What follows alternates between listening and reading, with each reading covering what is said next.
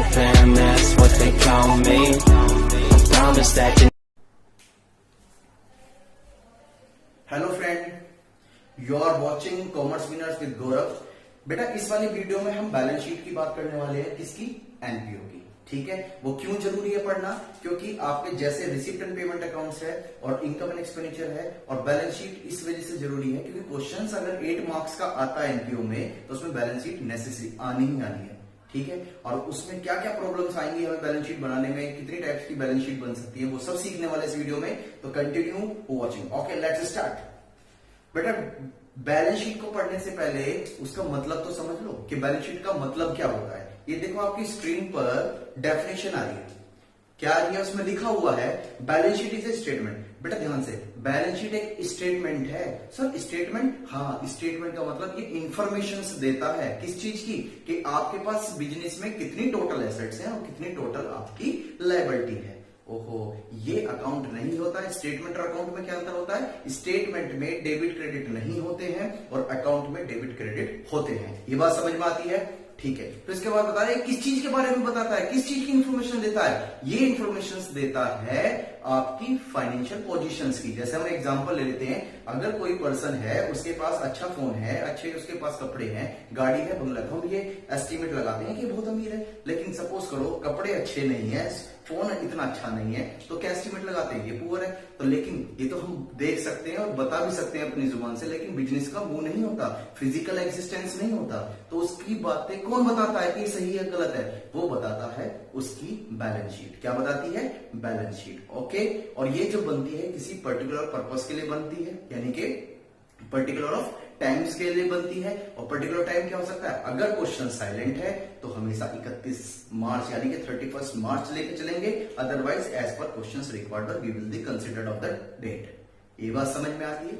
ठीक है, अब इसमें मैं जो आपको पढ़ाने वाला हूं वो क्या पढ़ाने वाला हूं? बेटा इसमें बैलेंस शीट 2 टाइप के होते हैं। सर 2 तरह की बैलेंस शीट कैसे सर? ध्यान से बेटा, जब आप पीएनएल अकाउंट पढ़ा करते थे तो आप जो है एक बैलेंस शीट बनाया करते थे, वो भी पीएनएल के बाद। हाँ सर ये पढ़ा है हमने तो, पर बेटा ध्यान से इसके अंदर 2 बनानी पड़ेगी। क्यों बनानी पड़ेगी सर? ये कॉन्सेप्ट से अलग थोड़ा है। बेटा ध्यान से, वहां पर क्वेश्चन में आपको कैपिटल दे रखी थी, इस वजह से क्लोजिंग बैलेंस शीट बनानी होती थी। एनपीओ के अंदर आपको हो सकता है कि कैपिटल ना दी गई हो। अगर आपको कैपिटल नहीं दी गई तो वहां पर 2 बैलेंस शीट बनेगी और उन्हीं 2 बैलेंस शीट में उनका नाम रखा गया चुन्नू मुन्नू नहीं, ओपनिंग कैपिटल बैलेंस शीट यानी कि और फिर क्या? Closing balance sheet. ये बात समझ में आती है? तो मैं आपको बता देता हूं ओपनिंग बैलेंस शीट कब प्रिपेयर करनी है। ध्यान से देखो, यहां पर ओपनिंग बैलेंस शीट कब प्रिपेयर करनी है, कब प्रिपेयर नहीं करनी।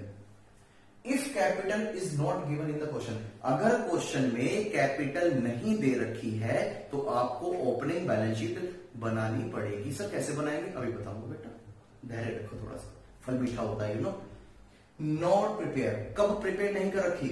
अगर क्वेश्चंस में आपको कैपिटल दे रखी है या ऑलरेडी बैलेंस शीट बनी हुई है ओपनिंग, तो आपको ओपनिंग बैलेंस शीट बनाने की कोई भी जरूरत नहीं है। ये बात समझ में आती है?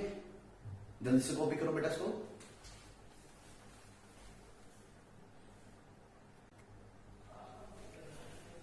ठीक है बेटा, हम समझ गए हैं ओपनिंग बैलेंस शीट कब प्रिपेयर करनी है। ठीक है, अब ये एक आपके पास फॉर्मेट है किसका? सर ये तो हमें 11th में भी आता है। ठीक है बेटा, मुझे पता है 11th में आता है, लेकिन कुछ बातें बतानी जरूरी है, वो चीज समझो। ठीक है, हम जानते हैं ये सारी हमारी क्या एसेट्स हैं और ये इधर की साइड क्या आती है? हमारी टोटल लायबिलिटीज है। ये एक्सप्लेन करने की जरूरत नहीं है, लेकिन हाँ एक पॉइंट एक्सप्लेन करने की जरूरत है। बस मुझे बता दो यहां बैलेंस शीट में कौन सी वैल्यू डालू। जैसे एग्जांपल के पॉइंट ऑफ व्यू से एक तो दे रखा है ये 2018 का 1 लाख रुपीज, ये लैंड की वैल्यू दे रखी है, किसकी? लैंड की।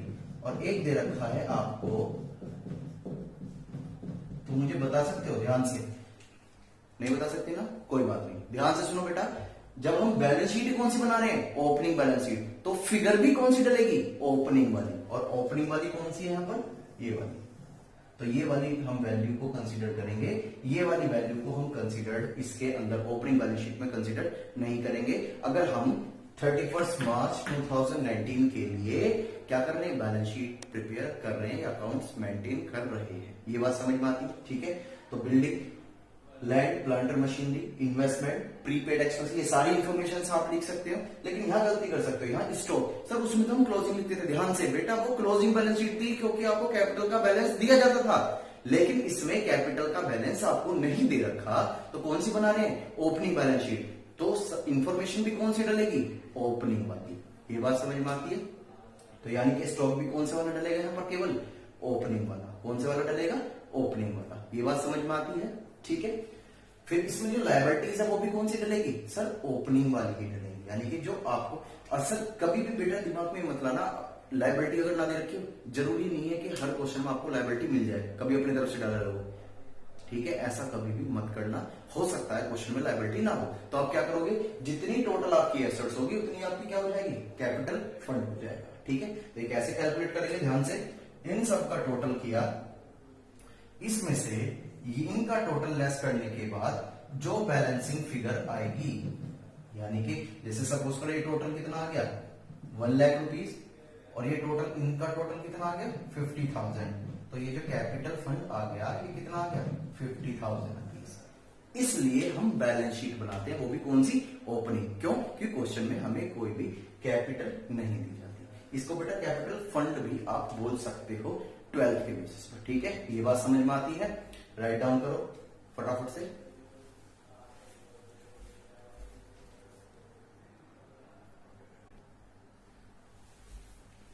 अभी हमने फॉर्मेट कंप्लीट कर लिया था। कुछ प्रॉब्लम्स और भी आ सकती हैं, जैसे कोई कोई बच्चा क्या करता है, कोई कोई बच्चा करता है कि सर ओपनिंग बैलेंस शीट में ही डैप लेस कर देता। बेटा ध्यान से, ओपनिंग बैलेंस शीट में कभी भी डैप आपको लेस नहीं करनी है। सर क्यों नहीं करनी है, ध्यान से सुनो बेटा, जो पिछली साल की क्लोजिंग है वही तो आपकी ओपनिंग बनती है। यस सर, ठीक है। तो जब पिछली साल उस पर डैप ऑलरेडी लेस कर चुके थे, अब जब साल की शुरुआत ही हुई है, अभी क्या हुई है, स्टार्टिंग हुई है, क्या आप डेप चार्ज कर दोगे, नहीं। डेप क्या होती है, जब आप 1 साल कंप्लीट उसे यूज कर लोगे है, तो उस पर उसकी वैल्यू क्या हो जाएगी, यूज करने की वजह से कम हो जाएगी। तो वो जो वैल्यू कम होगी वो डेप कहलाती है। तो जब अभी आपको 1-2 दिन ही हुए हैं, यानी कि स्टार्टिंग है, बिगिनिंग है, ओपनिंग है, तो ओपनिंग पर डेप चार्ज नहीं करते। तो इस कॉमन सेंस दिमाग में आ गया कि जो आपकी ओपनिंग बैलेंस शीट होती है उसमें डेप हम चार्ज नहीं करते। ये बात समझ में आ गई, ठीक है। और उसमें कुछ प्रॉब्लम्स क्या आती है, उसमें वैल्यू हो सकती है एक इन्वेस्टमेंट की। इन्वेस्टमेंट को लेकर बहुत ज्यादा दिक्कत आ सकती है। इन्वेस्टमेंट अगर क्वेश्चंस में ओपनिंग बैलेंस शीट की या ओपनिंग वैल्यू दे रखी है इन्वेस्टमेंट की, तो टेंशन लेने की कोई भी जरूरत आपको नहीं है। लेकिन अगर क्वेश्चंस में आपको वैल्यू नहीं दे रखी, लेकिन कुछ इंफॉर्मेशन ऐसी दे रखी है जिससे वैल्यू कैलकुलेट हो जाए, तो वहां टेंशन लेने की बात है। तो लिखा हुआ है, गिवन है तो कोई टेंशन नहीं लेनी, अगर नॉट गिवन तो टेक टेंशन। बस इस टेंशन को रिमूव करने के लिए हमारे पास क्या है, we will compute the value of investment. हम उस इन्वेस्टमेंट की वैल्यू को कंप्यूट करेंगे। ये खतरा है बेटा, क्या है खतरा, इसमें से रेड से। तो ध्यान से एक एग्जांपल लेते हैं। Suppose receipt and payment account show interest on investment of 1 lakh rupees at 10%। यदि क्वेश्चंस में रिसिप्ट एंड पेमेंट साइड में, यानी कि रिसिप्ट साइड में इंटरेस्ट शो कर रखा है 1 लाख रुपीज का, और वो कितने परसेंट के बराबर है, 10%, ठीक है। और क्वेश्चंस में आपको इन्वेस्टमेंट की वैल्यू नहीं दे रखी, तो यहां पर आपको इन्वेस्टमेंट की वैल्यू कैलकुलेट करनी पड़ेगी। और वो कैसे कैलकुलेट होगी, 1 लाख कितनी परसेंट को रिप्रेजेंट कर रहा है, 10 को, तो हमने क्या करा, 1 लाख डिवाइड बाय 10 इंटू का 100। तो ये जो वैल्यू निकल के आई है, ये वैल्यू वो निकल के आई है जिसपे हमने ये इंटरेस्ट अर्न किया, यानी कि कमाया है। ये बात समझ में आती है। दूसरा point, receipt and payment side में भी इन्वेस्टमेंट आपको मिल सकता है। हो सकता है वो बॉन्ड के नाम से मिल जाए, ये बात समझ लो, किसके नाम से मिल जाए, बॉन्ड के नाम से मिल जाए। इन्वेस्टमेंट की बहुत अच्छी तरीके से समझना है आपको। तो वो जो investment receipt and payment side में दे रखा होता है वो हमेशा कौन सा होता है, क्लोजिंग, वो ओपनिंग नहीं होता। वो कौन सा होता है, क्लोजिंग। क्यों, जब आप रिसिप्ट पेमेंट साइड देख लेंगे अपने क्वेश्चन में, उसमें चेक करना कि आपकी जो डेट होगी वो 31 मार्च होगी, यानी कि वो ओपनिंग इन्फॉर्मेशन थी, वो कौन सी होगी, उसकी क्लोजिंग इन्फॉर्मेशन, ठीक है। ज्यादातर क्वेश्चनों में यही होता है, अदरवाइज एक्सेप्शनल ऑलवेज देयर, ठीक है। फिर भी क्वेश्चंस को बहुत ध्यान से पढ़ना है। इसे राइट डाउन करो। ये बातें समझ में आ गई इन्वेस्टमेंट को लेकर, ठीक है। सर अगर सब्सक्रिप्शन तो आपने दिया ना बेटा, एनपीओ में ध्यान से जो, अगर पिछली साल की कोई क्लोजिंग सब्सक्रिप्शन है तो वो अगली साल की क्या बन जाएगी, ओपनिंग, और वो क्या हो जाएगी आपकी एसेट्स। एसेट्स क्यों, क्योंकि उसका बेनिफिट फ्यूचर में मिलेगा, जिसका बेनिफिट फ्यूचर में मिलता है वो होती है आपकी एसेट्स। तो आप उसे एसेट साइड में शो कर दोगे। ये बात समझ आती है। और अगर आपने पिछली साल कोई एडवांस में सब्सक्रिप्शंस ली थी तो वो इस साल के लिए क्या बन जाएगी, ओपनिंग क्या हो जाएगी आपकी। जब क्लोजिंग में वो लायबिलिटी थी तो ओपनिंग में भी क्या रहेगी, लायबिलिटी रहेगी। ये बात समझ में आती है। और हम नेक्स्ट क्लास में बेटा क्वेश्चंस करेंगे, टीएस ग्रेवाल सर के सारे क्वेश्चंस कवर करेंगे। मैं पहले आपको रिसीव पेमेंट तो उम्मीद करता हूं सबने कर लिया होगा। मैं आपको सब्सक्रिप्शन अकाउंट, कंज्यूमर अकाउंट्स और आपके एक्सपेंडिचर अकाउंट लेकर चलूंगा, फिर उसके बाद हम क्वेश्चंस करने स्टार्ट कर देंगे। ठीक है, नेक्स्ट वीडियो जो होगी वो क्वेश्चंस की ही होगी। ठीक है, इसे कंप्लीट करो बेटा।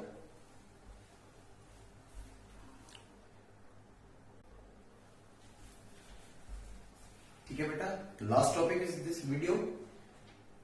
जब हम क्लोजिंग बैलेंस शीट प्रिपेयर करेंगे तो नेम ऑफ ऑर्गेनाइजेशन क्वेश्चन में दिया जाएगा, किस ऑर्गेनाइजेशन की आप बैलेंस शीट बना रहे हो। ठीक है, पीरियड एंड का जो आपकी लास्ट ऑफ द डेट होता है, किसकी, पीरियड का। ठीक है, सभी जानते हैं हम। ठीक, फिर दूसरी बात, इधर लायबिलिटीज और इधर क्या होती है, एसेट्स। अब बात इसमें क्या क्या आएगी, क्या क्या आपको ध्यान में रखना है। ध्यान से देखो, जो बैलेंस शीट यानी कि जो ओपनिंग बैलेंस शीट, ध्यान से, जो आपकी क्वेश्चंस में ओपनिंग बैलेंस शीट में फिगर्स थी एसेट्स की, वो तो आएंगी।